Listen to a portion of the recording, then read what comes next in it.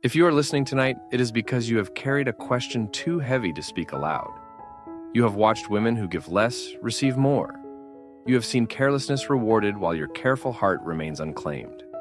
You have wondered if kindness is a curse, if beauty without arrogance is somehow invisible, if doing everything right has left you last in a line that never seems to move. You're not imagining this. The world does overlook you, not because you lack worth, but because you carry too much of it for shallow hands to hold. The phone does not ring with the same urgency it does for others. The men who notice you often circle back to someone easier, someone who demands less of their character. You watch relationships form around you like rain falling everywhere, except where you stand. And the cruelest part is not the waiting itself. It is the confusion.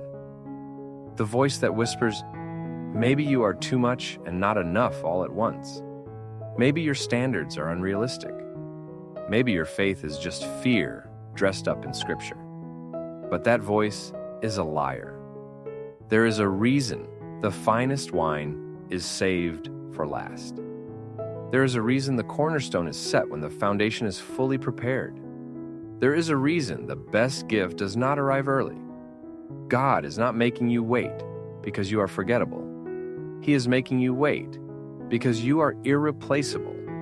The women who are chosen quickly are not always chosen well. Speed is not the same as value.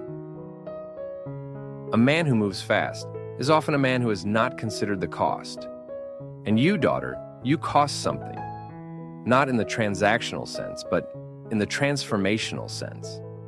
To love you correctly requires a man to grow up.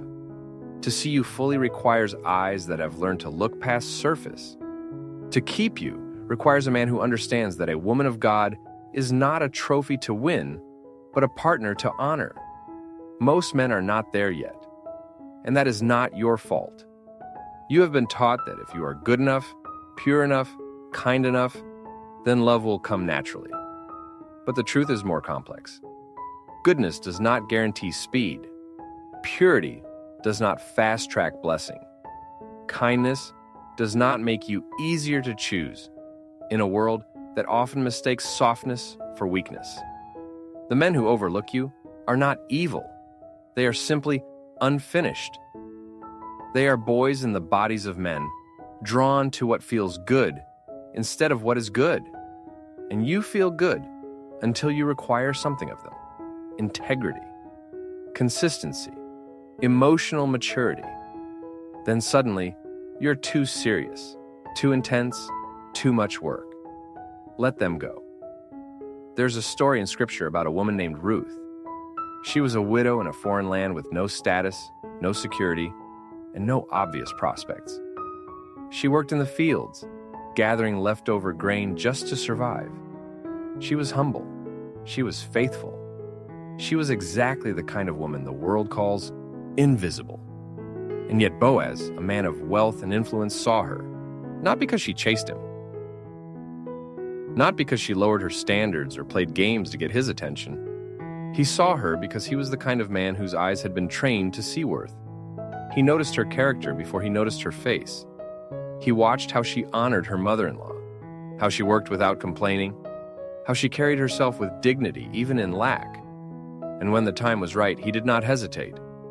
He pursued her publicly. He protected her reputation. He redeemed her story. Ruth was not chosen first, but she was chosen correctly.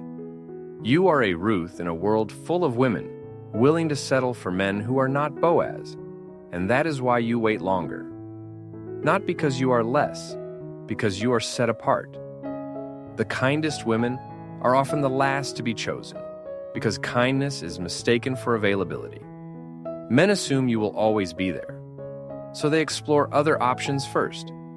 They test shallow waters, because deep waters require them to learn how to swim.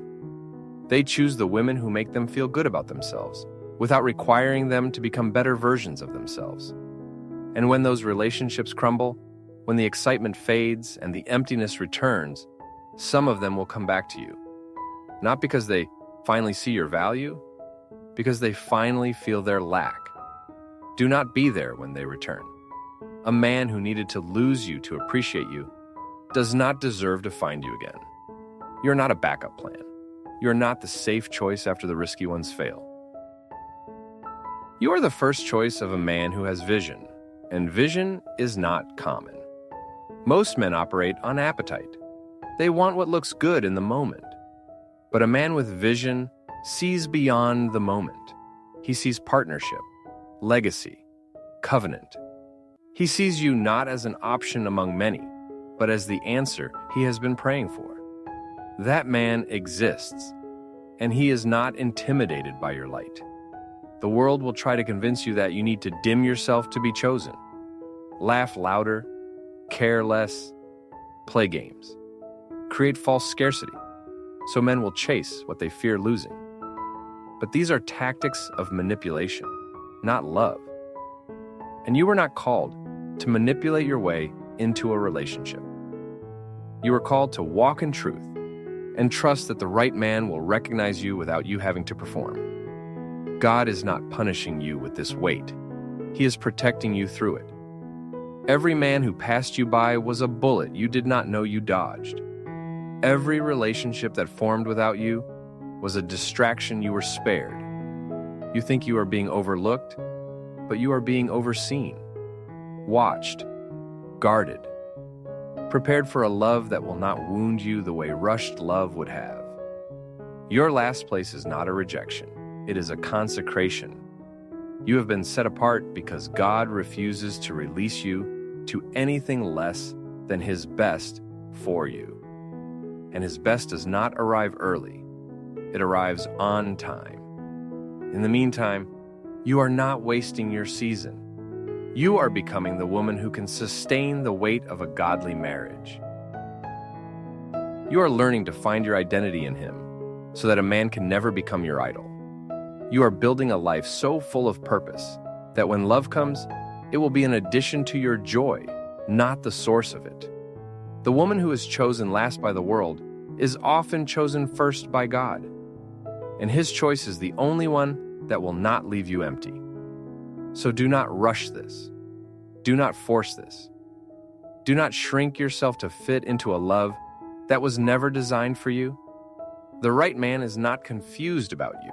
He is coming, and when He arrives, you will understand why everyone else was just a shadow of what God had in mind. You will understand why the wait was necessary, why the silence was preparation, why your last place was actually your first priority in the eyes of heaven. You are seen, you are chosen, and your time is coming.